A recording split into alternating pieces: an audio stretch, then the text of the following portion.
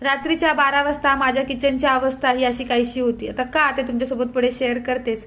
पण कालपासून आहे ना आम्ही 5 किलोचे पापड लाटायला घेतलेले आणि फायनली ते आज संपले लाटून. तर मम्मी घरी जायला निघालेली तर म्हटलं थांब जाऊ नको जेवूनच जा.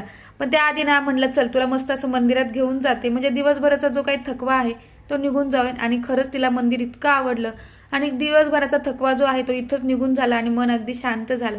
पुढे आम्ही मस्त असे आंबे घ्यायला गेलो कारण खूप दिवसांपासून आमरस करण्याचा सुद्धा डोक्यात विचार होता पण योग काय जुळून येत नव्हतं. मग फायनली आज योग जुळून आला.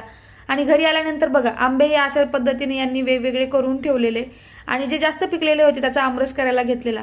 जे कधी किचनमध्ये बोलवल्याशिवाय येत नाहीत त्यांचे पाय बघा आज आमरसाचं नाव ऐकूनच किचनमध्ये धावले. तर आलेच आहेत तर म्हटलं चला मला थोडीशी मदत सुद्धा करा. आणि आवडतं काम असल्यामुळे त्यांनी सुद्धा होकार दिला. तोपर्यंत बाकीचा स्वयंपाक करून घेतला. विशाल सुद्धा आलेला. मग काय मस्त असं जेवण केलं आणि इतकी गरमी होत होती की आज चक्क आम्ही AC लावून जेवण केलं होतं.